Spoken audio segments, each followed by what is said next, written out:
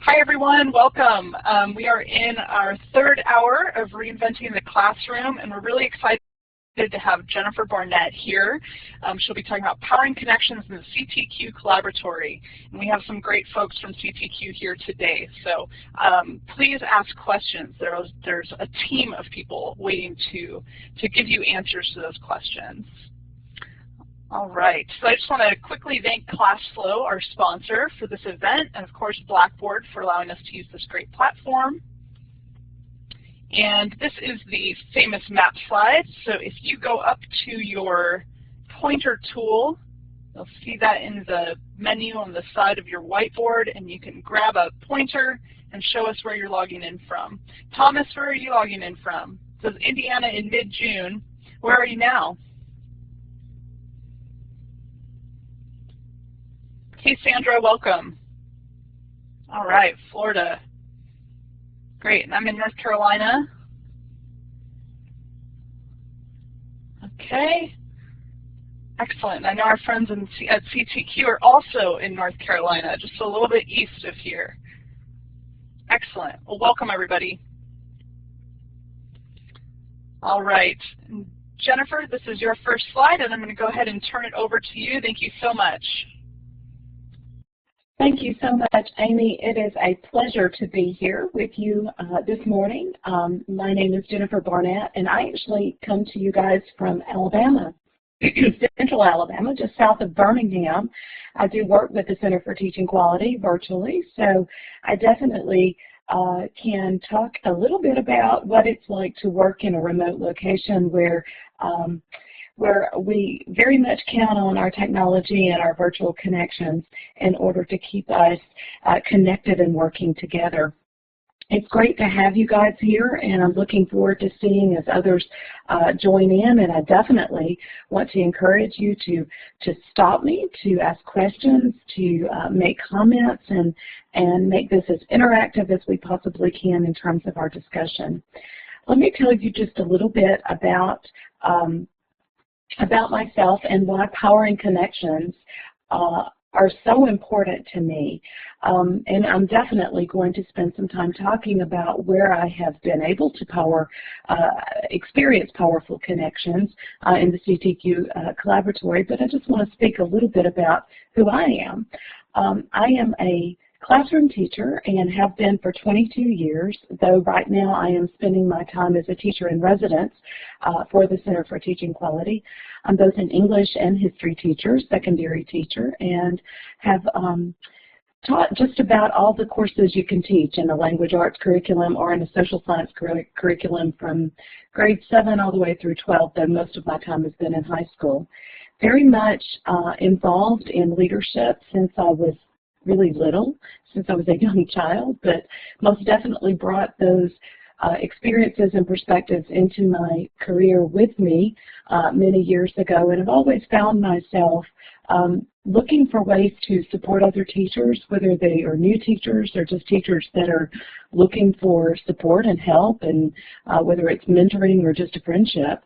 I have always felt called to do that and interested in that. In the last 10 years, I've spent a tremendous amount of time learning technology, applying that to my classroom, and trying very hard to figure out how that might not only better benefit my students, but support other teachers in serving their students as well. So I've been interested in that.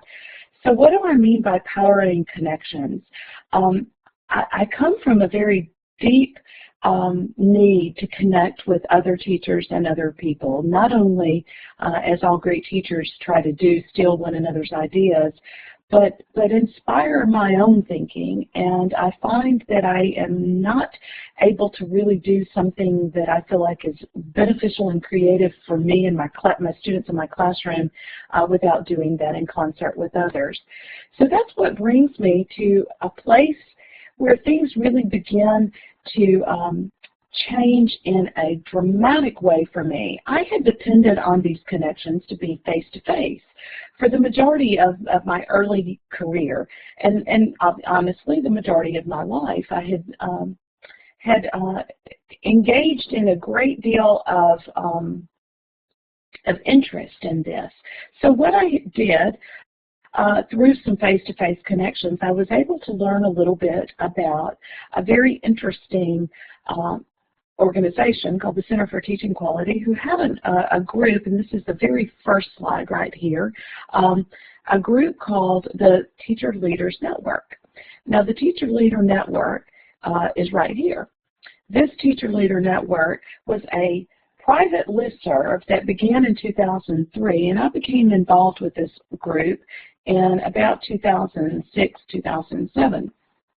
And it was very fascinating because what I found was about 200 teachers from around the country having very deep conversations about not only their profession, but about their practice. And some days they would be fairly general. Sometimes a thread might start and go on for days and days, getting incredibly deep and focused. And as I began to participate in this, I began to see things truly change in my own perspective and my own practice. We move on along, and in 2008, this group emerged, and it was the exact same group, but we switched from a private listserv format. In 2008, we became a private online community, and we grew, but we had a little bit of an easier time communicating with one another, and that was the point that I got super involved with this group in terms of both writing and thinking and researching when we had the opportunity to put together a book called Teaching 2030. And begin to explore our profession and the implications of our profession, not only now in terms of those emerging realities that we all see, but also where we hope to be headed by the year 2030. And just last year, this third one, just last year, this is where we began a completely different approach to our online community and opened it up for the entire public to participate and take part. And that was back in March, April of 2013. And really approach our switching from the concept of the Teacher Leader Network in a private community to an open collaboratory, as we call it, as an incubator for teachers' bold ideas and innovative solutions. And when that happened, things really began to take off. We're now a community of over 5,000 teachers from every state in the country and from over 83 nations around the world. And we're a very well-balanced group in terms of our experiences and our perspectives. The majority are classroom teachers that have been a part of this, but we range in teaching experience with an average of 12 years of experience, but we have a fairly even between those with less than 5 and teachers with more than 25. It's all spread out there, which is wonderful. But here's the reason why these connections became so important to me. The very statement on the first page of the Center for Teaching Quality's website states that we transform education by elevating teachers' bold ideas and expert practices. I felt immediately at home in this community because I had those. I had bold ideas, and I had been practicing and really studying my practice my entire career and working very hard to try to figure out ways to improve situations not only in my own school but in my own district. And it was the connections in this community that really began to help me see not only who I already was and who I'd been for some time, but the potential impact that I could have. And I wonder how many of you have been in that situation, have felt like, I do believe I have something special, but I'm not exactly sure where to go and how to use this. That is a powerful experience. What makes to feel that way, but the thing that makes it a game changer is the opportunity to begin sharing those ideas with other classroom teachers and try out those ideas on basically on these friends in this community. And that is that is the power behind, I guess, my story, and I know behind so many others in this community, those exact same stories. So what was this about? What was I thinking on? This graphic is really kind of an interesting thing to me because it shows the power of the kinds of things that teachers are all about, what teachers focus on and what teachers do. Obviously, we're very interested in connecting with one another, but we also want to connect our passions and our skills with the needs of our schools and our communities. And this type of experience has really provided that sort of opportunity for me. I believe it's incredibly important to teacher leaders to be able to experience that in a community or in an organizational framework that really provides that kind of opportunity for thinking. At this point, I want to let me pull up. I want to actually visit the website so that I can give you an idea of what this looks like. Let's give it just a second to pull up. Once you create, and there'll be an orange rectangle that will say join the community. Once you've joined the community, you'll have a dashboard and an opportunity to follow any number of different conversations. And we'll give it just a minute to pull up the dashboard. And this has been a crucial part of growth, being able to really truly dig in. You not only have inbox messaging, which is wonderful, but you have an opportunity to join any number of labs. And this is where I find the kind of community, because these are teacher-only spaces. While there are set-aside spaces for any number of different groups, the teacher-only space, for example, a classroom practice, this would exactly what it says, talking shop about teaching, what works best for kids, how can we collaborate to create even better solutions. And you'll see any number of conversations that some have just gotten started, so a post just a day ago, and you'll continue on going, being able to share perspectives and ideas. And I find that these kinds of conversations are the types of things that teachers crave the most. These are beyond social media, where it's brief conversations, and I'm very active in social media and very much believe in Twitter chats for deepening connections between teachers and others. I very much love sharing articles and information on other social sites.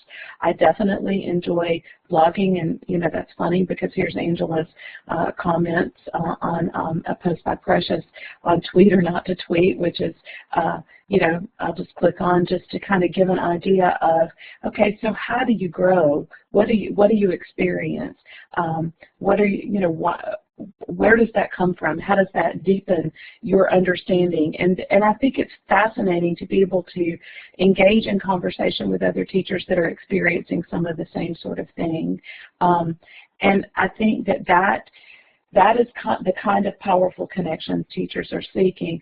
A lot of times, and I'm very active in a number of other communities in terms of blogging and commenting, and I find a great deal of information in a number of places, but I find the need to talk to teachers more specifically about things that they have posted, what they are actually talking about. For example, a colleague, I saw it when I was scrolling down just a minute ago, a colleague of mine posted, that was a recent post of mine, well, now that I'm back on here, I can't see it. I believe it was in Innovative Leadership. She posted a piece about a showcase that went on in her school district, and watching the conversation unfold, here it is, I was very fascinated because it just just has gone up recently in the last few days. Here it is. I was very struck by my colleague from California's her comment about this idea, and this was a very simple post that described an event that happened in this teacher's district. And then this comment from across the country begins to take a look, okay, how did you organize it? How did you schedule it? How did you coordinate this? What budget did you use? What size is your district? What were the solutions to the challenges of organizing this event? And obviously she's just posted this a couple of days ago. So I expect, and we'll see, an unfolding of deep ideas to be able to share a great experience that's taking place in one place and how to replicate that somewhere else without a person having to completely do this with all themselves. So not only do you have the opportunity to have these discussions here on a public, but this is not public facing, obviously this is a teachers only space, but all the teachers that are part of this space, which are, there are many hundreds that are in this particular lab and community, will see this. But they have that opportunity to take this into a more personal level where they can actually call one another and exchange contact information to be able to do that, and obviously inbox messaging one another through this particular through the site here or in other places. So it becomes a very fascinating and very interesting perspective, because what we have here is really the opportunity to connect, just like I was saying earlier, to connect on deeper levels. You see these teachers in conversation with one another face to face. I have come to enjoy the Center for Teaching Quality's Collaboratory as if it were a face-to-face discussion. When I have a discussion as deep as what Sharon and Cheryl were having, and I'm observing their conversation, and I know it has just started, but I see the interest being sparked, and I've seen this dozens of times, where really brilliant ideas can be shared, and this is a place where you can go deeper. I look over here at my colleague right here. This is Lori Nazareno, and Lori is sharing face-to-face. And this reminds me very much of conferences or meetings or mini summits. And this is something that has been fascinating by this organization, because we definitely have brought together dozens of teachers, and more than 10 to 15 in the last year, face-to-face mini summits for extensive learning and deepening our leadership skills. Webinars just like this one, more than 200 webinars have been held by this organization for teachers that are involved in this organization, and that is just an unusual experience to be a part of a community that is that active and that interested in growing. Like I said, having these face-to-face discussions, both in groups or with colleagues individually, is empowering, but I definitely feel very much like those discussions happen exactly the way they do face-to-face. They happen that way in the collaboratory space. I'm very interested in the small picture over here of what looks like sticky notes and thinking, but I feel like that is exactly what happens when I spend some time, which are kind of what's going on in my mind. When I'm visiting the collaboratory, I'm collecting a tremendous number of stickies for ideas and thinking as far as what I will be doing or who I might want to connect with next. This picture right here is something that I think is fascinating. It's incredibly fascinating. In fact, it's about teacher leadership. And this has been a huge focus of this community, and a wholehearted focus for the last couple of years in not only helping those teacher leaders incubate their ideas and spread their expertise, but but also grow their expertise in a number of opportunities, especially through what we call virtual community organizers, helping to organize teachers. Virtual community organizers work in all of the labs that I was touring just a few minutes ago, and help to coordinate the work. This is not a staff job only. It's very small nonprofit staff at the Center for Teaching Quality, but teachers themselves play those roles as virtual community organizers. I want to stop and I want to ask the few of you that have gathered, Thomas and Lala, which I know she's been a part of the CTQ Collaboratory, what experiences you believe teachers are looking for in terms of the connections that they desire from one another? I'd like to either in the chat window or to take the mic and give you a second just to reflect on what you believe, and I'd love for Tim and Abigail to weigh in here as well, on what experiences teachers seem to crave in terms of the kind of connections that they have to one another. What, and I'll type it in the chat the window.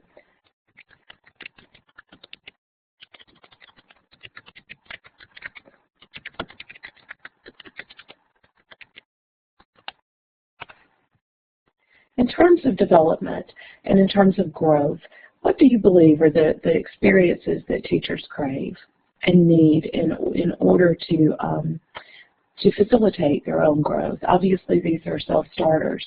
So what are they looking for? Absolutely. Thomas, please take the mic.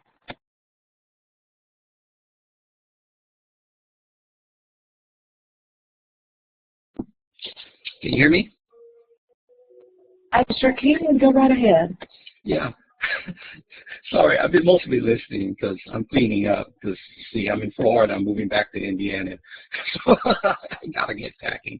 But anyway, what I'm most trying to accomplish, because I'll be taking a new job in Indiana at a K-12 school, is to get the buy-in from the administration who basically I think I have now, and to make the most of that.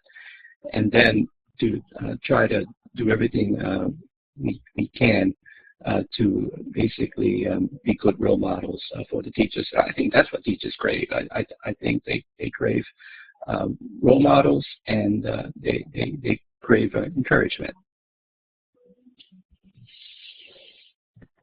I believe you are exactly right. I think one of the most inspiring things, and I think it's a wonderful thing, Thomas, to point that out, because that's not terribly different than what students crave, is it not? Students need role models. They definitely need to see those examples and be encouraged by that. I wonder if that is not necessarily present in the form that you would hope it would be in a school, what are the strategies or tactics, Thomas, that might be, or Lala or Abigail, you might want to chime in on this. What strategies might be most successful in order to make sure that teachers do have those role models that are so influential, and that kind of encouragement? If that doesn't exist to the fidelity that you believe would be a great impact, what would be the options?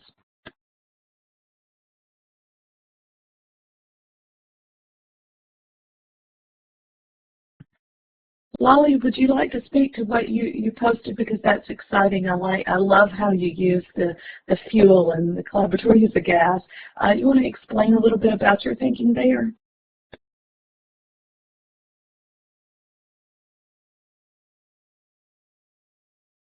I'm sorry, now you have mic privileges, Lala, if you'd like to go ahead.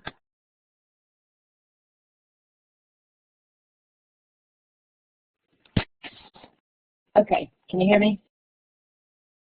I sure can. Go ahead. Well, I was just thinking about how, for example, at this time of year, when I sit in meetings everyone, there's just been so much negativity. And I work with great people. I love the people with whom I work, and I don't think any one of them means to be the drag on the system. But when we're overwhelmed with state testing, we're setting up our classrooms late in the afternoon for testing and then moving the classroom back for collaborative work the next day, and just, you know, all the back and forth and the paperwork and lots of things that are going on that are requiring a lot of extra time and push, and especially when it's something that feels like it doesn't positively affect students in a very meaningful way, teachers get dragged down. And so the meetings and the discussions have just taken such a negative turn lately. And I was thinking about how I have had such a light attitude and have wanted to help my colleagues. Let me help you finish your artifacts for your professional development portfolio. Let me help you tag those elements.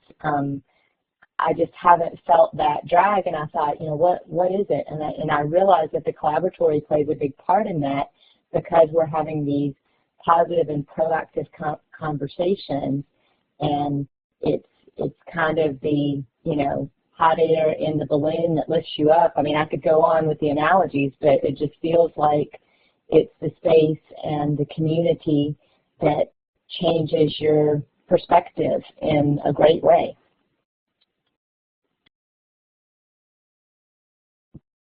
Thank you. That is fascinating, because I think you have hit exactly on, you know, we take ourselves back to our youth, and you remember when you were, well, you don't even have to go back that far. I could probably go back to last week. If you were ever really stressed about accomplishing something or doing something that was maybe difficult or challenging or frustrating for you, and when someone came in and came to your aid and really sat beside you and said, let me help you, let me go find the resource you need, or let me just give you some of my time and just some of my encouragement. It's amazing what that connection does for those, and you never ever forget that. Thomas, I'm struck by your comment that you're currently cultivating a few teachers, and I like that you put few in big giant words, because I think that's a brilliant strategy to really focus on a few that you're hoping will become those role models for their colleagues. I would love to talk to them. And that is cool. You know them personally, and I think all things sort of start that way. Talk a minute or two about some ways you not only identify those teachers that you believe would potentially be the kind of role models you're looking for, and then what you might be doing in order to initiate that cultivation process. Could you speak to that?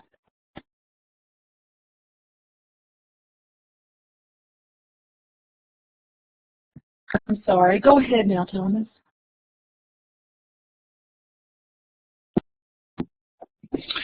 Well, to be honest, I'm stroking them. That's all there is.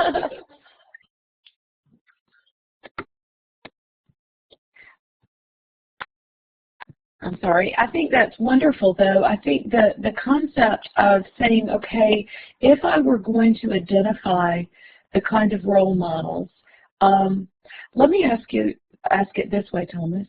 Describe someone who has been a role model for you, and describe how they were able, how you saw them that way, or why you saw them that way, what they were able to do for you. When that word comes to mind, who do you think of, and what kinds of actions did that particular person take in order to make you feel that way for them? Well, you know, I'm a refugee from higher ed, and I'm moving into K through 12. And part of the motivation for that is because while I was in higher ed, I actually learned a lot more from K through 12 teachers. And so basically, that's what I'm trying to do now. I'm just trying to give back.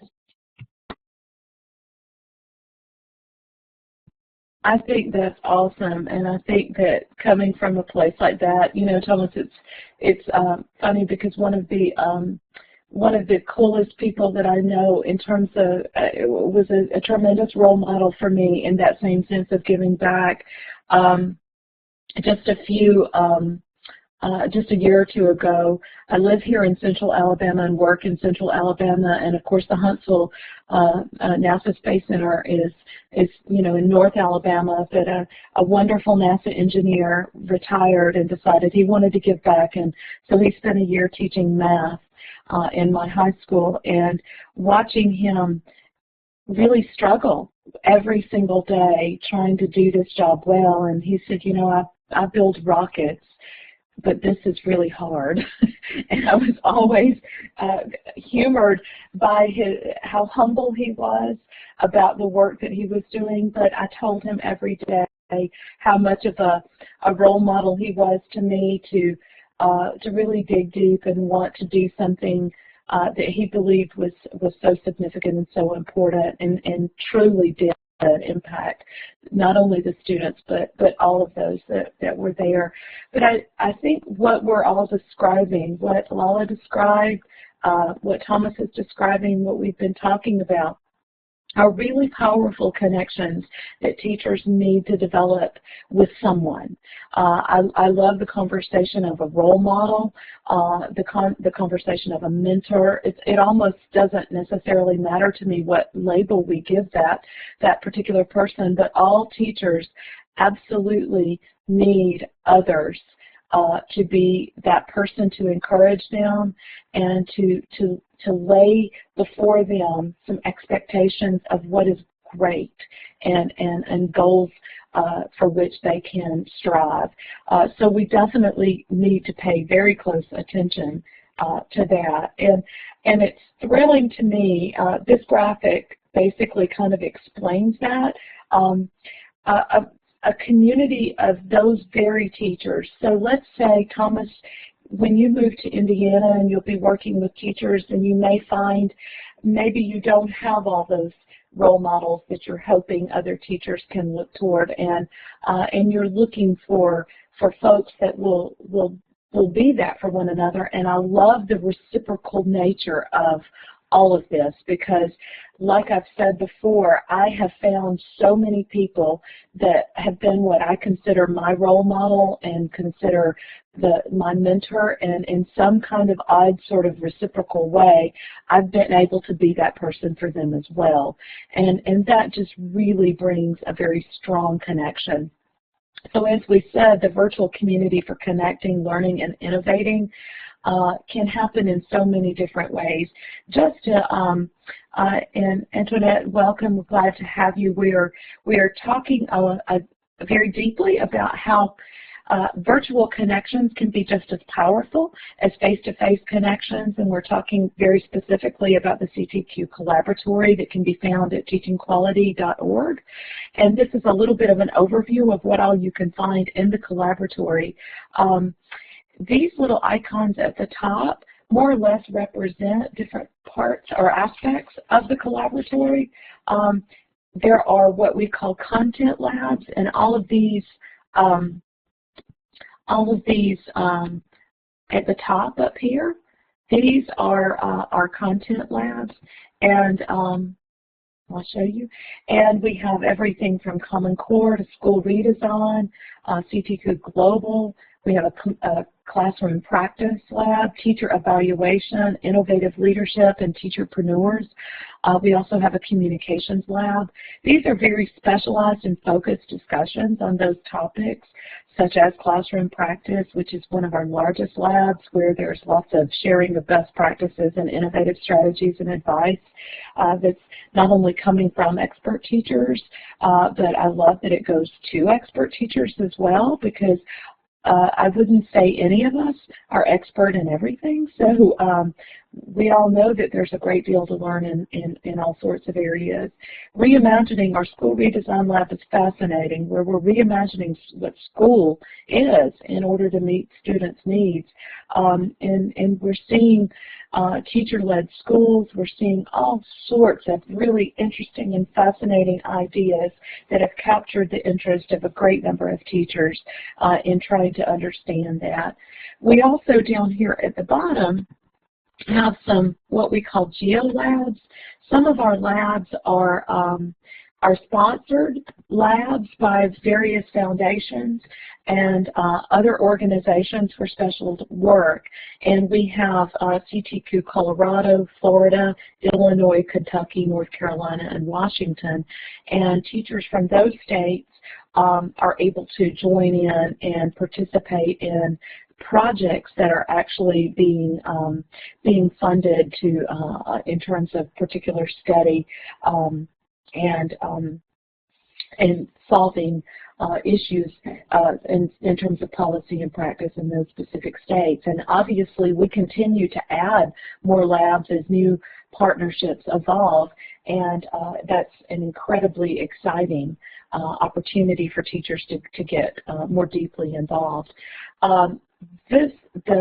What I had mentioned before as virtual community organizers, the VCOs, these are members of our community that are interested in being more involved. Members that say, okay, I really want to know a little bit more. I'm pretty good at facilitating face-to-face meetings, but this is a little bit different. We're in a virtual environment. How might that work? Well, CTQ has a pretty long history and a great record. Been doing this since 2009, training virtual community organizers to facilitate conversations and work in the virtual space. And we have more than 40 virtual community organizers that are teachers. They're classroom teachers. They're folks who are looking to extend their impact and influence beyond their classroom doors, and have enjoyed the training and this ongoing support to be able to help engage teachers in conversation with how they might improve their profession. I'm going to stop and see if there's someone that would like to take the mic or ask a particular question.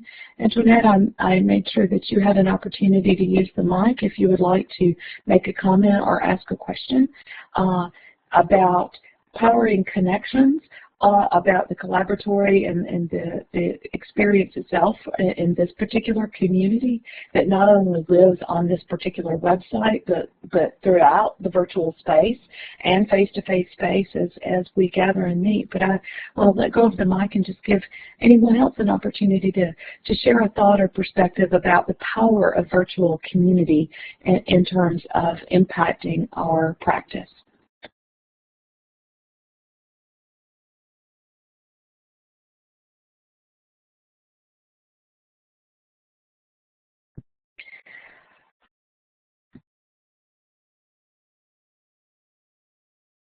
I have one last question for you in terms of what your hopes are, or what your imagining would be for how our profession, the needs of our profession might change over the next, say, 10 to 15 years.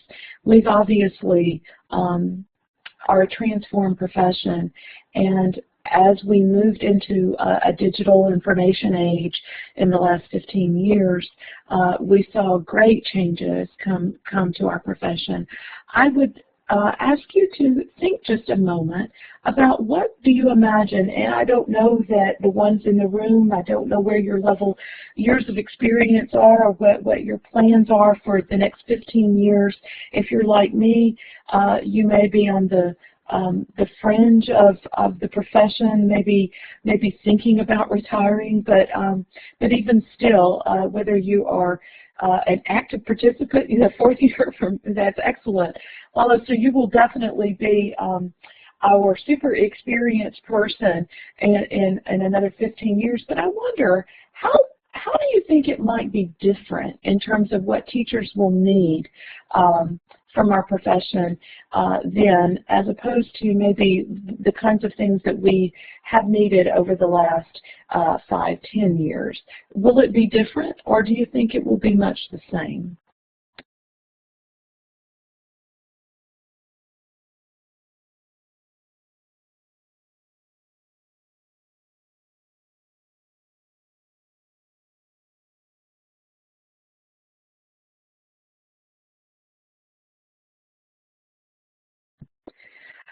Well, I'll talk a little bit about what you think in terms of the needs teachers have to connect with one another. Do you feel like we are doing that well? I think we are. I think it's going to continue changing because I truly believe that we're going to see so many paradigm shifts that we can't even imagine right now. And I know that people have said, kind of resistors have said, no, education takes so long to change. That's not going to happen. For example, more blended learning opportunities, even at younger grade levels, not just at the collegiate level, more virtual school options, maybe teachers job sharing, just things like that that are going to break down walls and change the face of education. And I think we're sitting at a kind of the edge of a cliff that's a huge paradigm shift where suddenly we will see the wheel reinvented over the next 10 years.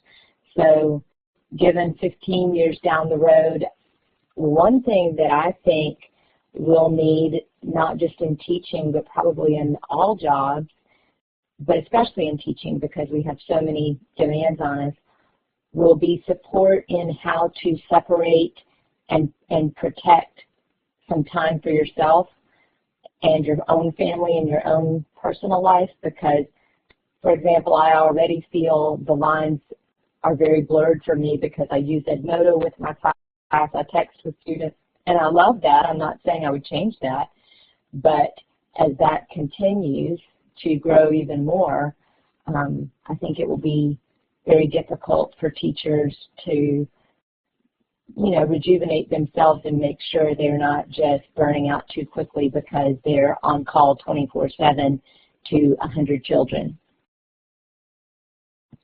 I think that's very fascinating, and I agree with you. I have felt very different in my this is my 22nd year in education, and I taught for many, many years without those 24/7 connections to my students, mainly because of the lack of technology. I'm sure had that been around early on, I would have felt like I needed to stay connected to them and support them, just like you were saying with Edmodo or with anything. There's so many devices and tools and other things that can help us support students and parents and community members and such. I definitely would have wanted to take advantage of that earlier, but you are right. It does change. It does shift. I'm wondering if there are others outside of our field that might provide us perspective, because when you were mentioning that, being on call 24/7, I started imagining that doctor. I started imagining many other professions that are pretty much like that their jobs and their lives really kind of intersect and bleed into one another. And I'm wondering if it really raises a very interesting question and a very, very important need for us to connect with others and gain perspective and understanding even outside our own field.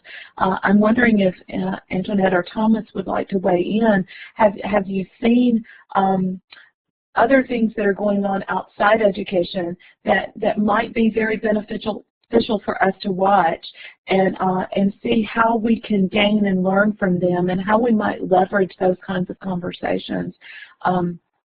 Because that has huge implications for our profession, and I believe burnout might be just only one of the concerns. I think there are any number of other concerns when, you're right, a paradigm shift takes place in our own field.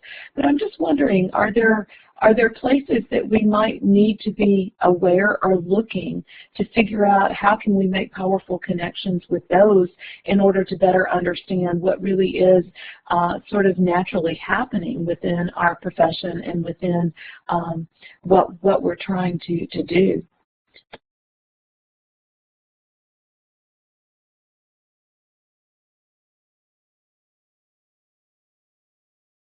I couldn't agree more, Thomas. I believe that knowing just about how much we truly care, and that's hard because, yes, a ministry is not just a job, and the challenge of a ministry is that it doesn't have clock hours, and how we handle that and how we tend to be able to bring that in and make that a part of our experience as well. So I definitely completely agree there.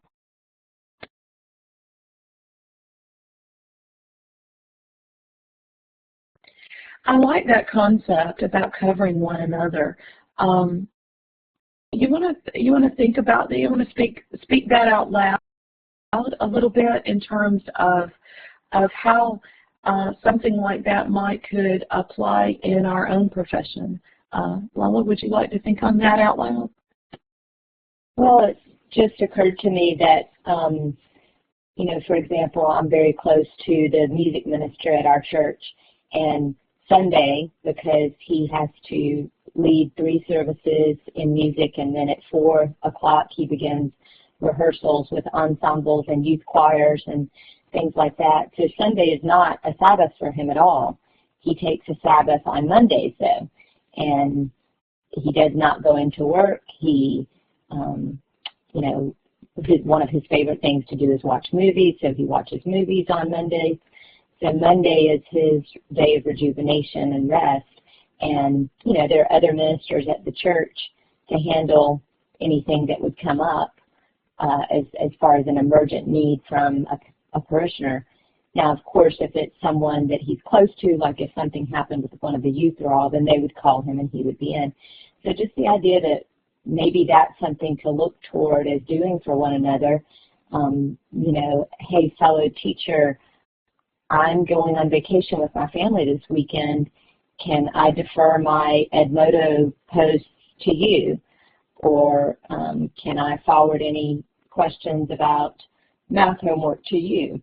Or whatever, and do that back and forth for one another.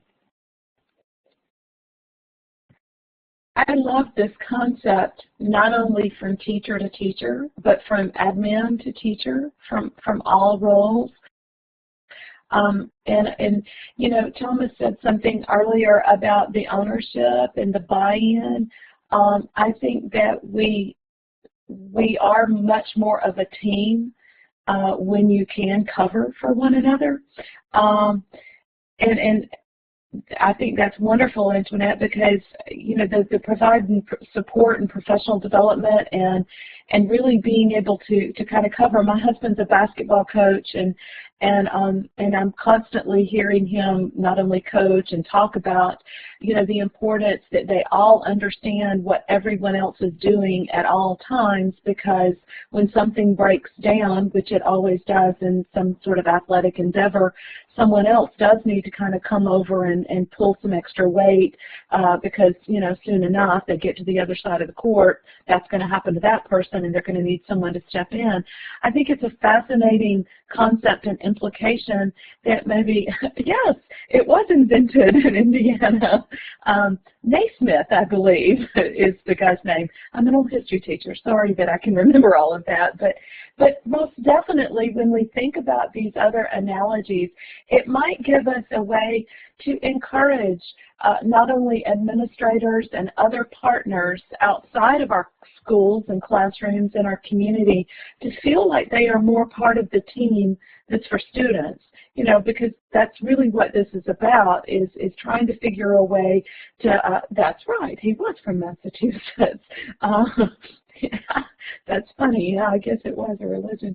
At any rate, what we had, what we have to have is that same type of team spirit and that same approach that that we are all at least willing to share some responsibility for what we're doing with students. And I don't mean to preach, but I guess in a sense it makes sense.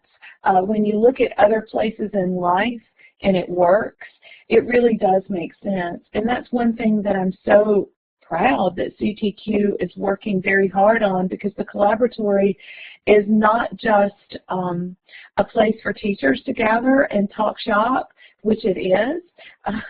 Oh, about basketball history, okay.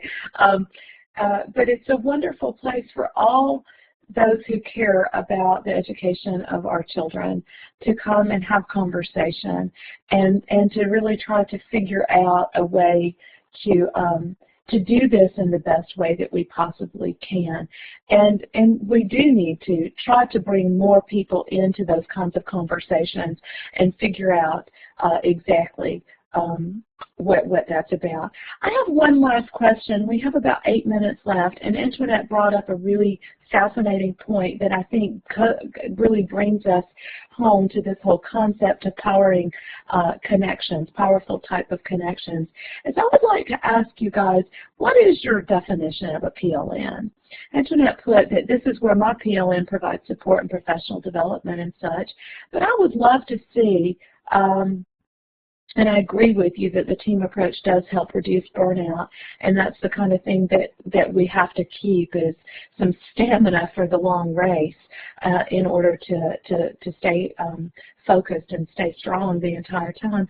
But just type in the window what your definition of a PLN is, or if you don't want to do a definition, maybe tell me the impact your PLN has had on you. I think this is a brilliant way for us to bring this to a close and just reflect a few minutes on what our PLNs or PLCs, our professional learning communities, are and what they've meant to us.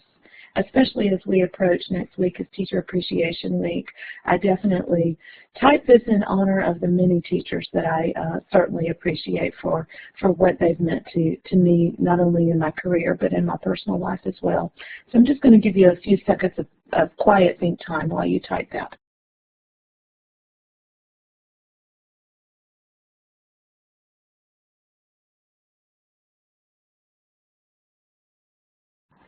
I definitely think that we search for people who have similar perspectives and philosophies, and I definitely enjoy being around people who love learning and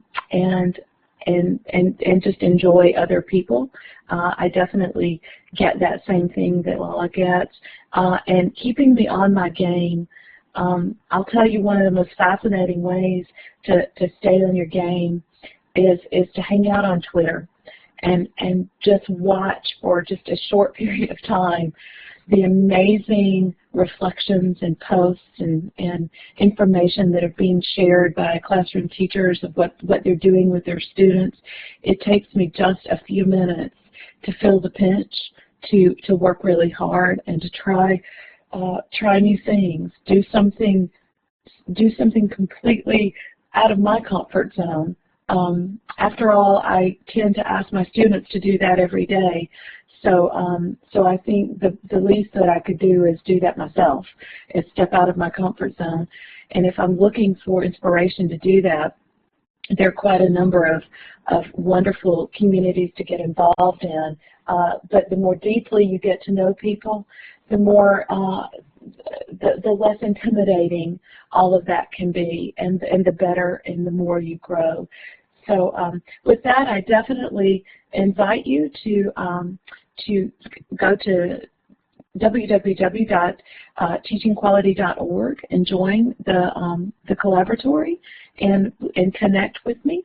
I think that you will definitely find a fantastic experience connecting with over 5,000 other teacher leaders around the country and the world, and we'll find ways to share exciting experiences that you are having and learn so much from others.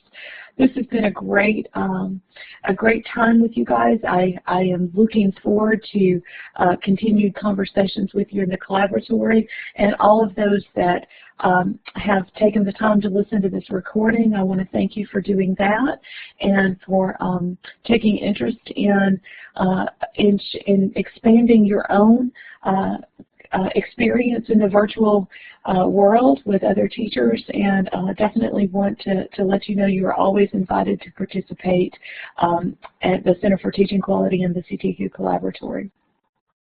At this time, we're going to stop our recording and exit out. And I just want to thank you again for being here with me this morning, and I wish you all a wonderful day.